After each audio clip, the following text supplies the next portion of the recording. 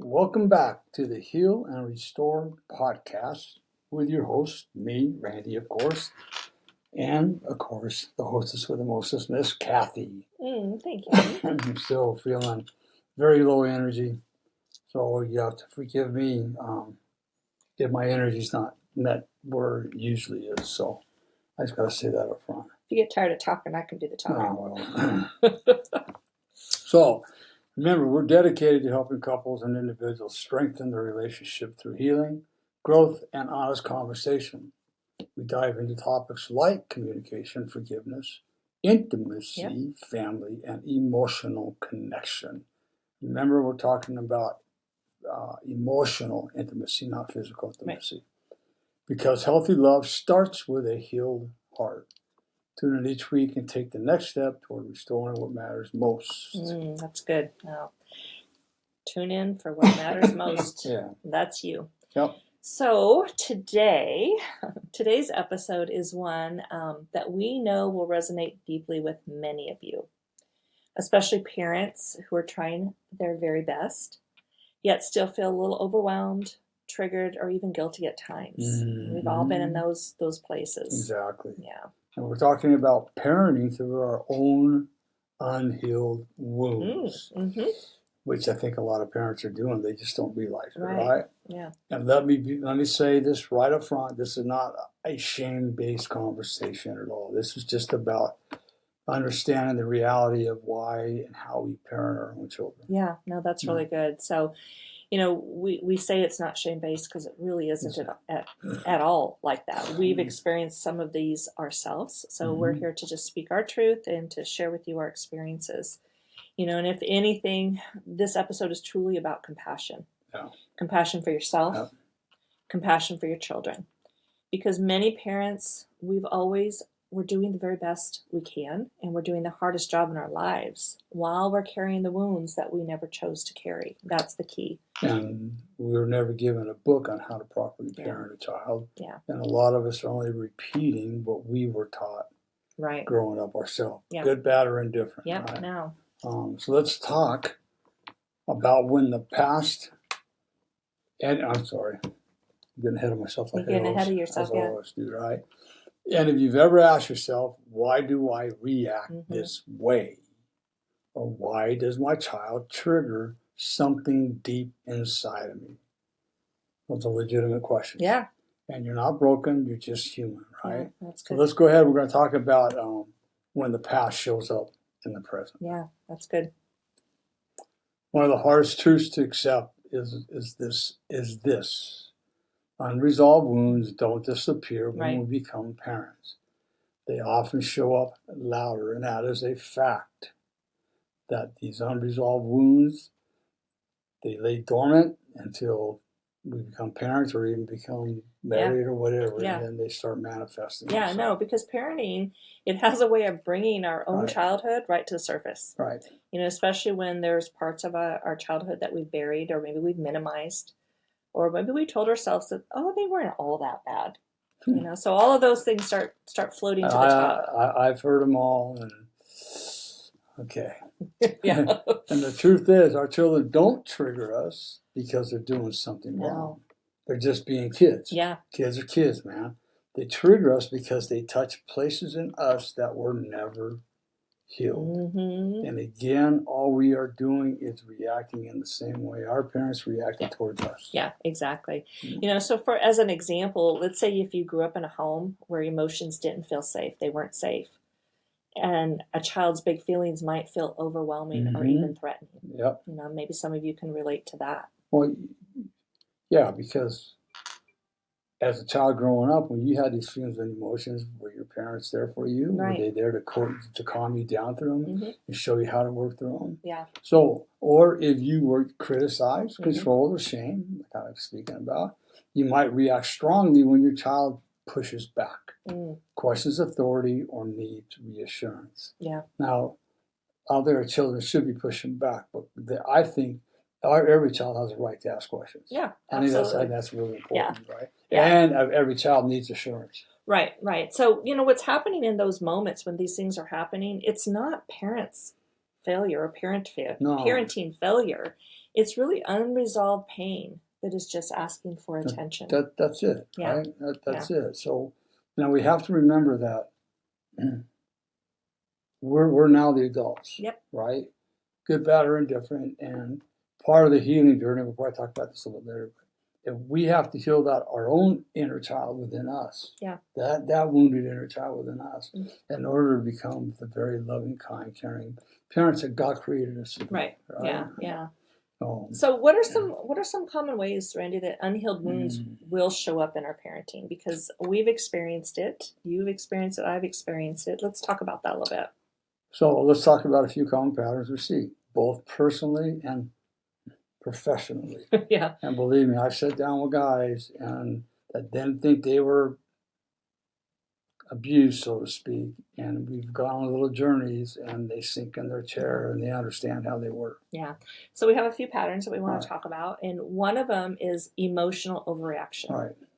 You know, you might respond to your child with intensity that doesn't really match the situation. So an example, and I can remember doing this myself, I can remember seeing it myself, is when we explode over something so small, like a child spilt their drink. Yeah. I mean, oh. So where was the first time you ever experienced that yourself? It was in my own childhood, my own parent. I mean, a kid being a kid. Yeah. I mean, when they spill milk, they bowl of cereal, whatever. That's just what kids do. But the overreaction is that emotional overreaction that we as parents respond to. Yeah. Right, because that's how we respond. Yeah, absolutely. Another is emotional withdrawal, shutting down when your child needs comfort because closest didn't feel safe growing up. Example might look like when a child expresses big emotions, we can often shut down and say things like, "You're fine. Stop crying. There's other fish in the sea." Our emotions and feelings were dismissed. Right. And so that's all we know how to do. Yeah. Right? So the other one too is hello. It's funny that this is my mine is the people pleasing. You know, we also see people pleasing parenting. You know, trying to be that perfect parent. We're trying to avoid conflict. We're overcompensating out of guilt. I have been that parent. Ooh, I've been that parent. Yeah. Well, and thank God our children are growing up and been good, but that's the problem with the kids today, right? Yeah. I mean, parents are trying to be perfect. They don't want to hurt their feelings. They don't want to teach them how to work through adversity. They don't want to teach them that it's okay to disagree, to agree to disagree. Yeah. Right. And that's why we struggle. That's why kids are struggling today. That's why kids are struggling today. Yeah. Or there's the control-based parenting where rules and structures and structure become about managing anxiety instead of creating safety. We often become rigid or demanding when we feel overwhelmed. Using control to calm the intentional anxiety rather than to teach. Yeah. And I could go on about that.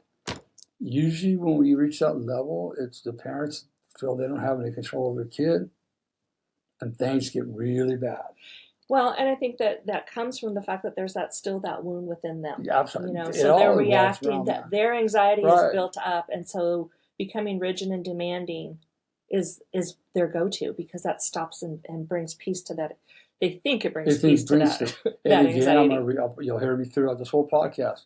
That's what they were modeled as children growing up. Yeah. As parent, we're modeling our parents. We're teaching our kids how to be parents and spouses and good members of society. Yeah. I just had this conversation this morning with a friend. Remembering we're raising our children to become adults, to become parents to somebody else someday, and so we have to be able to do things differently than what we were taught growing up. So I want to make one point on this with all of this. You know, I want to be very, very clear that none of these come because you lack love. No, not at all. They come from survival. Right. Many of us have been in survival mode most of our life that started in our own childhood. And now we're carrying it into our adulthood. So we're in survival mode. And it's all we know. And I can't tell you how many people say, well, you know, my parents treated me like this and I'm just fine. And it's like, really? You might want to think about that. Yeah, no, definitely. There's things and situations that are showing us and other people the exact opposite of what you believe. Absolutely. Right? So these were once coping strategies that kept you safe. But what protected you then may not interfere with connection. I'm talking about a lot of this in my new book coming up, Understanding the Long-Term Effects of Childhood Abuse. Yeah. A lot of Yeah. this is in that book. Yeah.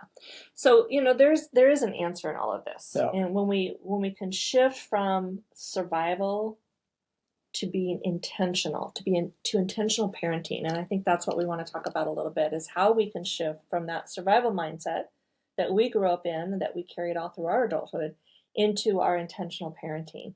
And so it really doesn't begin with fixing your child. It really doesn't. No. Your child's not broken. It begins with curiosity towards yourself. This is where self-reflection and looking inward is so key, because we can't heal what we're not aware of. One of the things that we tell our clients a lot, and it was told to me as one of the wisest things that I was ever told, Randy, be the father to your children today that you always wanted to have growing up. Yeah. Right? So write that father down, and that's how you can start changing, become that father or that mother that you always wanted to have growing up. That's been the best advice. Right? So instead of asking what's wrong with my child, that's a common question. That's common, right? Sometimes we need to go, hey, honey, what's wrong? Right. How come you're so upset? That's different. Right. We invite you to ask, what is this moment awakening inside of me, in my heart? Why am I getting so upset? What is it? What part of me is it waking up? Yeah, no, that's good, because awareness is so powerful, and that's where healing takes place. And when you can really name your triggers, when you can identify them and name them, you begin to loosen the grip that they have on you. And that is something that's really, really, I have found very, very valuable in me. Awareness was one of my key words when I first started my recovery, is becoming aware. I can't change what I'm not aware of. So awareness is super powerful. Don't become a helicopter parent. No. That's what it is. Let go. Yeah. Right? Yeah. I mean, let them fall. Let them play in the mud. Let them skin their knees. Right? Let them do all that stuff. It's not going to kill them. Right. I mean, but another key step is self-compassion. Yeah.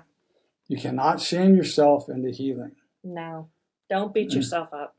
This is what we call inner child healing when it comes to that.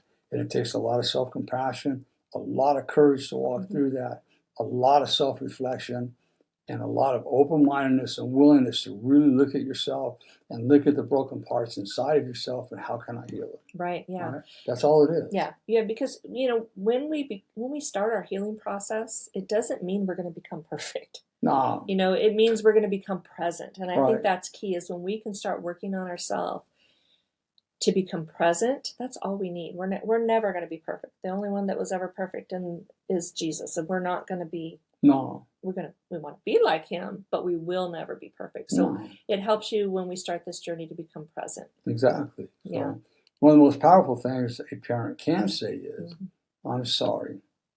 I reacted from my pain, not your behavior. Right? God, can you imagine as a kid hearing those words?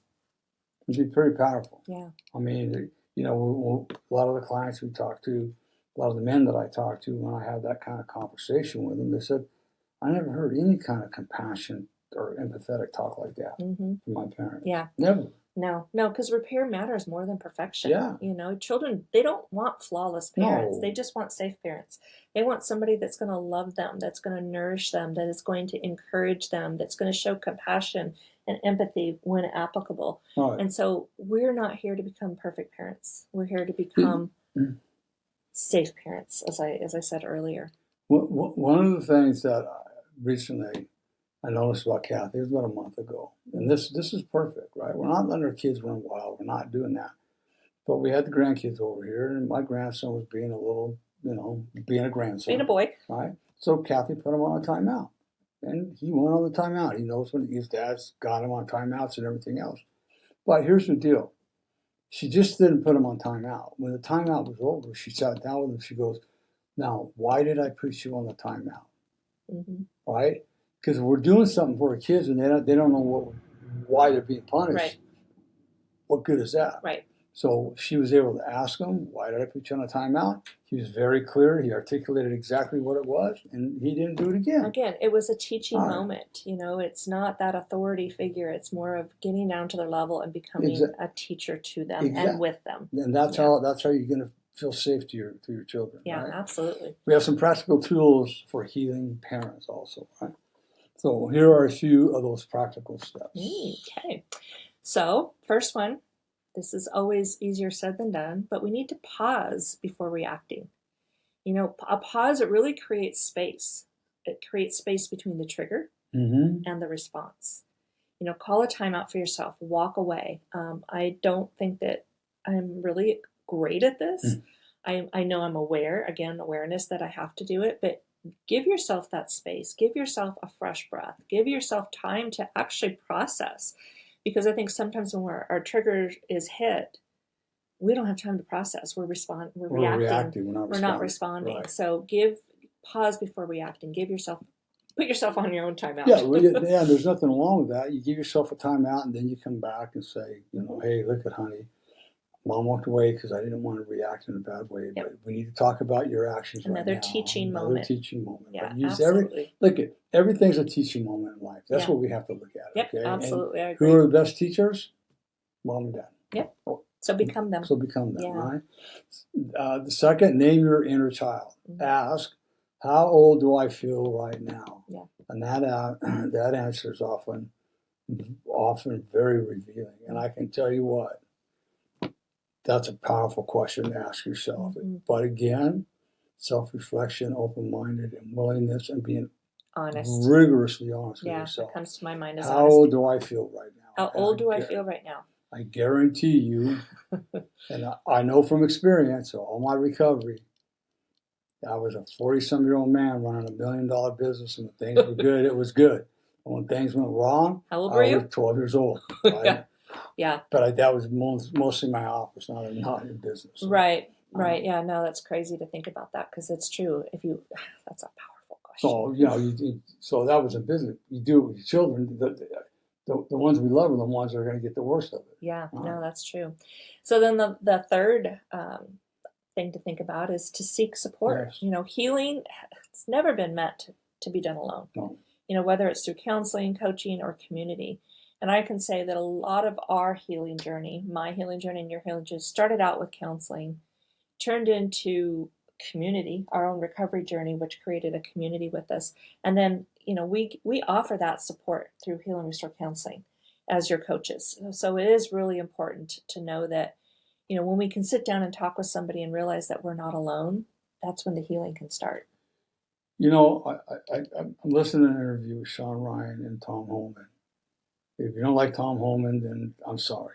But here's the reality of it.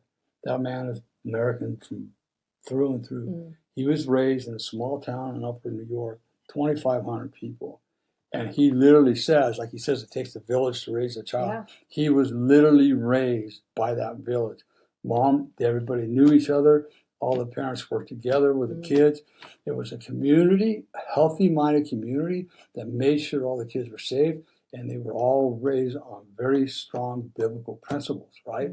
So it literally, when we talk about a community, you've got to make sure it's the right community. It's a healthy community. You've got to, just don't dive into something because you think it's going to work. Make sure you do your due diligence, right? Yeah, and it's like, if you go to a particular community and we always say, go a couple times, but don't shortchange yourself. If it's not the right one, move on. It's just like with therapy, same thing. You don't move on, find somebody else. Yeah, right? Definitely. You want to find the right fit. Yeah, exactly. And finally, modeling healing for your children, right? Model the healing for your children. When they see you owning your emotions and apologizing and growing, they learn emotional safety. Right. Our own children, although they were young adults, when I got in recovery, and we started fighting for our marriage. We started fighting for my sobriety, for my marriage, and for my family. Yeah. They watch. Their kids are always watching. They watch, and they respect me highly for that. Yeah. And all my children fight. Right. Fight for what they want. Yeah, and I think that, when we look at this, you can bring this into your home environment. The first thing that comes to my mind, and I know we're talking about a home environment, but let's say you have chaos in your home. Well, where's that chaos starting? And I know that's hard to hear, but it starts with us. If we can't be calm and we can't create a safe space for we can't expect our kids to know that. They're only modeling what they see. Exactly. So If you're modeling chaos, you're going to get Yeah, chaos. absolutely. If you're modeling emotional safety, you're going to get emotional safety. We as parents have to make that choice on what we want our homes to look like. Right. So it's good. And speaking of our homes, speaking of our kids that we're talking about today, there is hope for generational healing. Absolutely, We talk there about is. breaking these generational curses. So we can truly interrupt those generational patterns. But it begins with us. It begins with us. Yeah. Yeah, we got to break them, and then Yeah. we learn from that as well. Yeah, we go from there. You may not have received what you needed as a child. Yeah. Right. A lot of us haven't and didn't. Right. We received enough to get by. Right. Survival. But you can choose to grow into the parent you needed. Right. That's where you So talked about it's old saying. It's old saying. You know, at some point in life, you got to take control of your own life. And so, for many of us, for many, many years, including me, this is how it works: is I didn't know how to fix myself, right? So yeah, everything was everybody else's fault until I finally found the help that I needed with very compassionate, empathetic, and loving people that walked me through the process. And then now, at this point, as an adult, now it's time for me. I have to look on that self-reflection. I had to look at myself, and I had to take action to change and not blame everything in my life today. Up to that point, I was blaming. Yeah, you were. But from this point forward, no, I'm making the choices, and I made the choices back then. I just didn't have the right people in my life to help me. Right. And I love that it says is you can choose to grow into the parent you needed, and that's exactly what you said earlier, is become the parent to your children that you wish you had growing up. And that's key. But for there, become the parent to yourself that you wish you had growing up. That's good too. Yeah, I like that. So remember that healing isn't just for you. I love this. It echoes forward. Yep, absolutely. Echoes forward. We got to give it away to keep it. So if we want to become that parent, we want to give those tools and that example to our children so that they can become those parents us. And what we always say too is every generation is a little bit better than the last. Right. So give all that you can as a parent to make a good foundation for your children that they can start there and build on and become better parents to their children, and on and on and on. What happened with us? This is the choice that needs to be made, because remember, everything's a choice.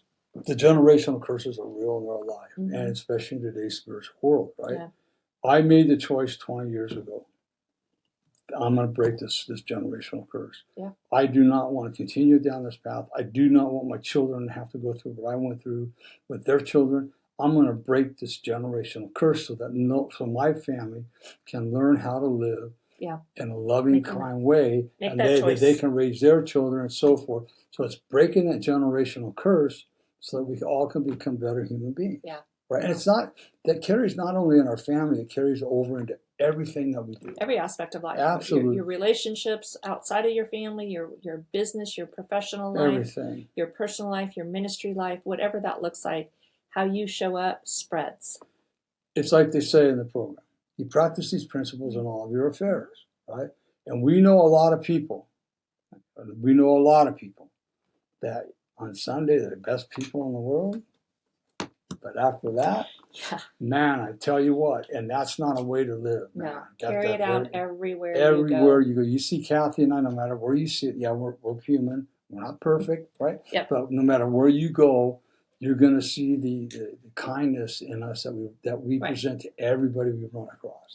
I hope they all agree with us. I think most people do. That's what we want to put out. That's absolutely. Yeah.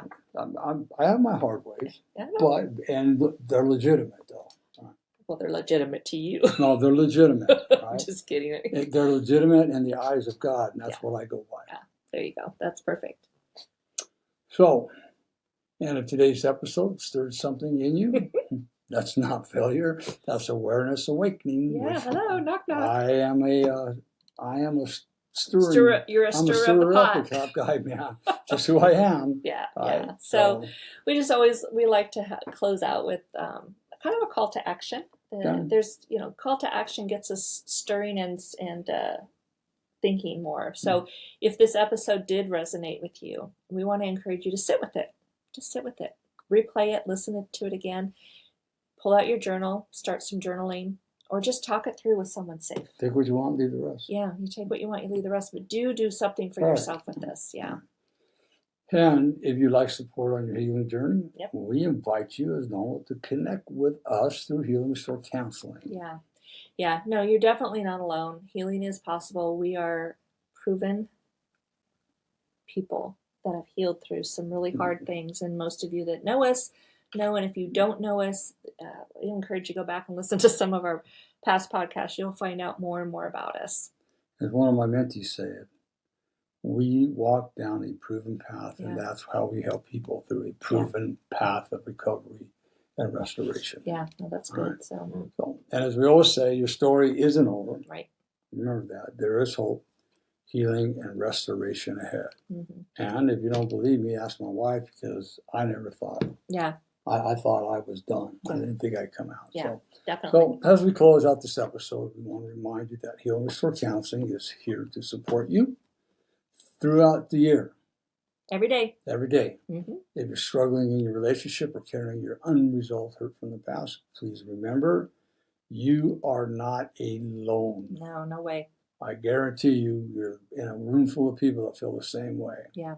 At Healing Restore Counseling, we offer a no-cost 1-hour discovery session where you can share what you're navigating and begin identifying your goals for healing and growth.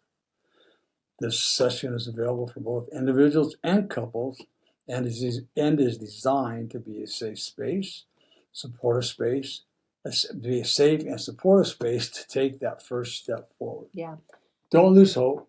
Healing can begin today. Schedule your discovery session at www.healingrestorecounseling.com. HealingRestoreCounseling.com. And if you're just curious, just go check out our website. Yeah, check out the website. Scroll through there. We have testimonies. We have people that we've been working with for many years, some that we're no longer working with, but they've shared their testimony on how we've been able to help them. You'll find information on the books that we have available to you, which are also available on Amazon. There's just go check out the website, explore it, give it a hit. Yep. Absolutely. And if it's something that you think somebody else will benefit from, pass it along to them as well. Absolutely. Yeah, absolutely. Good. So, all right, that it? That's it. We're done? This week? Darn, okay. So funny. Yeah, okay. But, you know me, sometimes I like to just keep talking. I know you do, and that's why I'm looking at you. No, we're done. Okay. All right, so remember this, everybody. If nobody tells you they love you today, Randy does. Cathy does. More importantly, God does. Be blessed, everybody. Have a great week. Have a great week.